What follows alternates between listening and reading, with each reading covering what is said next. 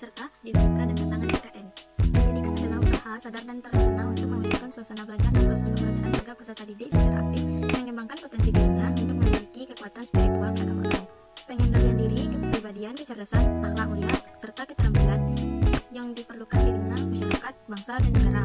Kewarganegaraan adalah segala hal ehwal yang berhubungan dengan warga negara. Undang-Undang Rakyat Indonesia Nomor 12 Tahun 2006 Pasal 1 Ayat 2, pendidikan kewarganegaraan dimaksud untuk membentuk peserta didik menjadi manusia yang memiliki kebangsaan dan cinta tanah air. Tujuan pendidikan kewarganegaraan dimanapun umumnya bertujuan untuk membentuk warga negara yang baik. Kita dapat mencermati Undang-Undang Rakyat Indonesia Nomor 20 Tahun 2003 tentang Sisdiknas Pasal 37 Ayat 1 huruf B yang menyatakan bahwa kurikulum pendidikan dasar dan menengah wajib memuat pendidikan kewarganegaraan. Demikian pula pada ayat 2 huruf B dinyatakan bahwa kurikulum pendidikan tinggi wajib memuat pendidikan kewarganegaraan. Dasar historis, yuridis, dan sosiologis. Yang pertama, yuridis membentuk identitas nasional Indonesia menjadi penciri atau pembangun jati diri bangsa Indonesia yang meliputi bendera negara sang merah putih, bahasa Indonesia sebagai bahasa nasional atau bahasa negara, lambang negara Garuda Pancasila, dan lambang kebangsaan Indonesia Raya. Ada beberapa identitas nasional sangat penting bagi bangsa Indonesia karena pertama, bangsa Indonesia dapat dibedakan dan sekaligus dikenal oleh bangsa lain. Kedua, identitas nasional bagi sebuah negara bangsa sangat penting bagi kelangsungan hidup negara bangsa tersebut karena dapat mempersatukan negara dan bangsa. Ketiga, identitas nasional penting bagi kewibawaan negara dan bangsa Indonesia sebagai ciri khas bangsa. Dinamika dan tantangan kewarganegaraan. Mengapa dinamika dan tantangan PKN sangat erat dengan perjalanan sejarah praktik kenegaraan atau pemerintahan Indonesia? Inilah ciri khas PKN sebagai mata kuliah dibandingkan dengan mata kuliah lain. Konsep dan urgensi identitas nasional. Konsep identitas nasional dibentuk oleh dua kata dasar ialah identitas dan nasional. Kata identitas berasal dari kata identity dalam Kamus Besar Bahasa Indonesia. Identitas berarti ciri-ciri atau keadaan khusus seseorang atau jati diri. Penanda pribadi misalkan diwujudkan dalam beberapa bentuk identitas diri, misalnya dalam kartu tanda penduduk, ID card, surat izin mengemudi, kartu pelajar, dan kartu mahasiswa. Satu lagi identitas penting yang harus dimiliki oleh setiap warga negara Indonesia saat ini, nomor pondok wajib pajak NPWP. Kata nasional dari kata nasional dalam Kamus Besar Bahasa Indonesia. Nasional berarti bersifat kebangsaan, berkenan atau berasal dari bangsa sendiri, meliputi suatu bangsa. Dalam konteks pendidikan kewarganegaraan, identitas nasional lebih dekat dengan arti jati diri, yakni ciri-ciri atau karakteristik. Apabila bangsa Indonesia memiliki identitas nasional, maka bangsa lain akan dengan mudah mengenali dan mampu membedakan bangsa Indonesia dengan bangsa lainnya. Pancasila bukan hanya identitas dalam arti fisik atau simbol, layaknya bendera dan lambang lainnya. Dasar historis, yuridis, dan sosiologis. Historis, identitas nasional Indonesia ditandai ketika munculnya kesadaran rakyat Indonesia sebagai bangsa yang sedang dijajah oleh bangsa asing pada tahun 1908 yang dikenal dengan masa kebangkitan nasional bangsa.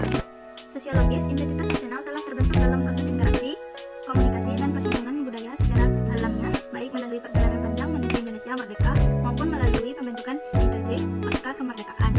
Yuridis, bentuk identitas nasional Indonesia bagi penciri atau pembangun jati diri bangsa Indonesia yang meliputi bendera negara sang merah putih, bahasa Indonesia sebagai bahasa nasional atau bahasa negara, lambang negara Garuda Pancasila, dan lagu kebangsaan Indonesia Raya. Identitas nasional sangat penting bagi bangsa Indonesia karena pertama, bangsa Indonesia dapat dibedakan dan sekaligus dikenali oleh bangsa lain. Yang kedua, identitas nasional bagi sebuah negara bangsa sangat penting bagi kelangsungan hidup negara bangsa tersebut karena dapat mempersatukan negara bangsa.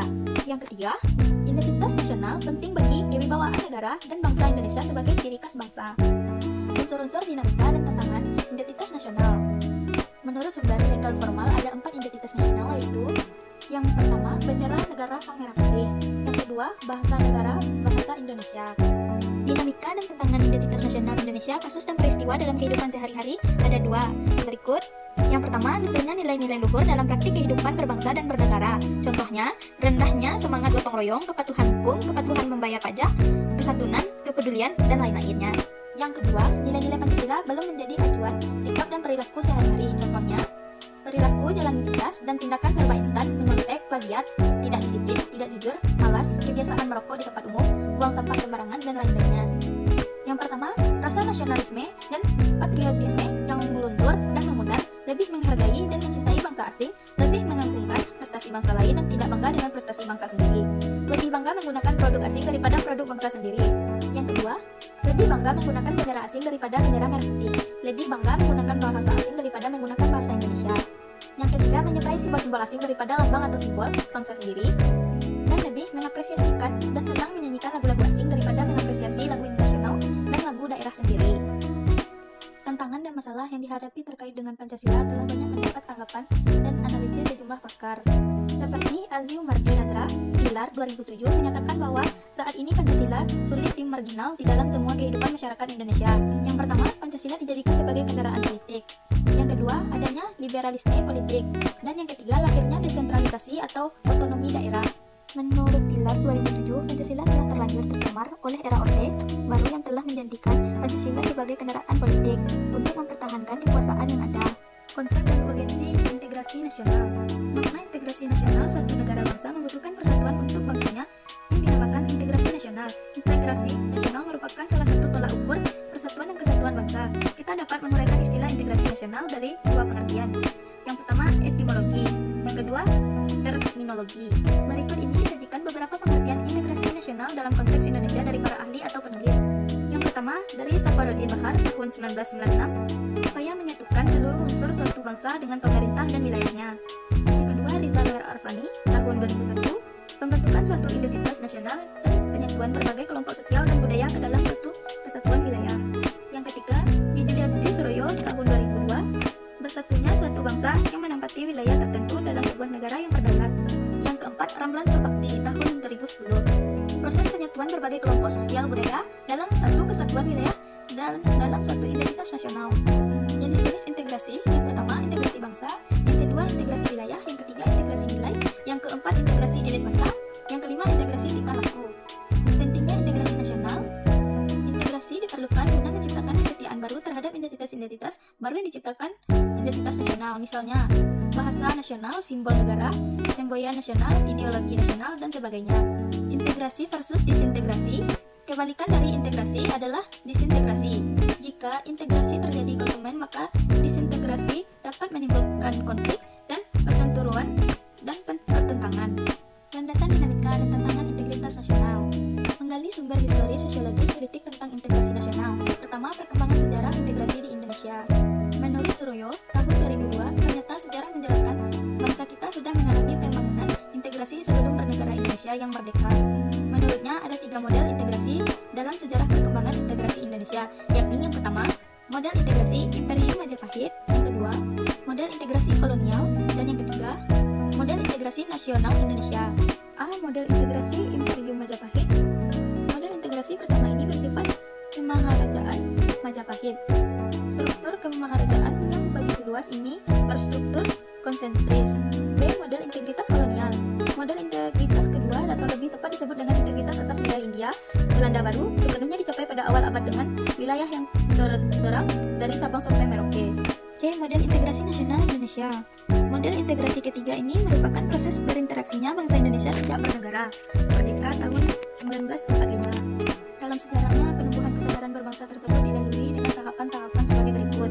Yang pertama, masa perintis; yang kedua, masa penegasan; yang ketiga, masa percobaan; yang keempat, masa pendobrak. 2. Pengembangan integrasi di Indonesia. Lalu bagaimana mengembangkan integrasi nasional di sebuah bangsa? Howard Ullis dalam Muhaimin menyebutkan ada 5 pendekatan atau cara bagaimana para pemimpin politik mengembangkan integrasi bangsa.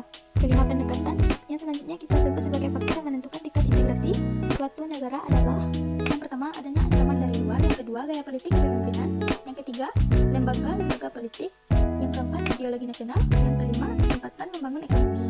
Sunyoto Usman tahun 1998 menyatakan bahwa suatu kelompok masyarakat dapat terintegrasi apabila: pertama, masyarakat dapat menemukan dan menyepakati nilai-nilai fundamental yang dapat dijadikan rujukan bersama; yang kedua, masyarakat terhimpun dalam arus sosial sekaligus memiliki cross-cutting affiliation sehingga menghasilkan cross-cutting loyalty jika masyarakat yang berbeda-beda latar belakangnya menjadi anggota organisasi yang sama. Kebijakan strategi yang sebaiknya dilakukan di Indonesia: yang pertama, memperkuat nilai bersama; kedua, membangun fasilitas; yang ketiga, menciptakan musuh bersama; yang keempat, memperkokoh lembaga politik; yang kelima, membuat organisasi untuk bersama; yang keenam, menciptakan ketergantungan ekonomi antar kelompok; yang ketujuh, mewujudkan kepemimpinan yang kuat;